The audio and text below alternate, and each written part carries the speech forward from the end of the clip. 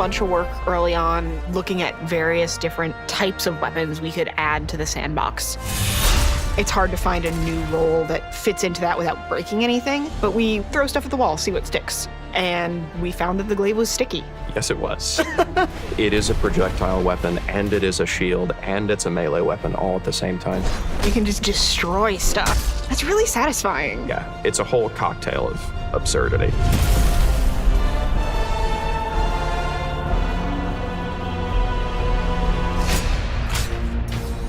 Adding anything new to a sandbox, it's never not going to be difficult.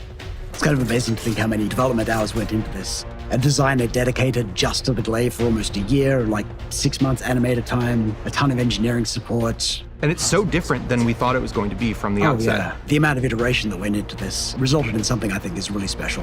When we first started running playtests with it, they were way too strong. And that's a good thing. That's a good problem to have.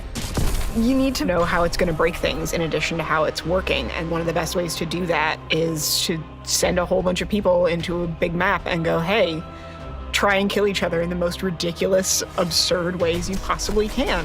Like, look at this. You're not really playtesting if nobody is being an insufferable little trash goblin. It's my kind of playstyle. I like getting into the face. It's a thing that I feel like doesn't get talked about enough. The importance of breaking whatever it is you're working on in order to make sure that it's functional and that we can ship it in a healthy way. It's very fun. I like meleeing that fast. We had a bunch of folks playing through using the glaive and listening to them come out of that playtest and be like, wow, I felt like a badass. We knew that we were going in the right direction at that point. Up to this point, our primary melee-focused weapon archetype has been swords.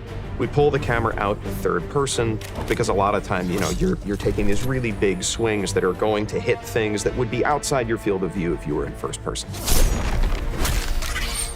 The glaive is a much more focused, much more directed thing. I mean, it's a polearm. You're holding it. It is very clearly pointing in a direction. So we wanted to keep that experience in first person. It has an immediacy that I think would have been lost if we were exclusively in third person. We had an idea of what we wanted it to be, and we knew we could get there. And after a year seeing it, it's like, oh, of course we made that. That's what we're aiming at the whole time, right? But it's not. It's something completely new and completely unique. One of the things that I think is so exciting about the glaive is it's the kind of weapon you can only find in a Bungie game. It doesn't exist outside of the Destiny universe.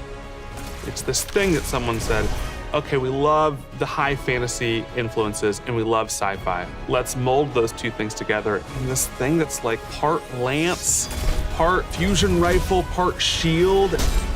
And it comes together to create this experience that you can only find in Destiny. This thing is awesome. A sword, a gun, and a shield all at once. It's just something we're really excited for.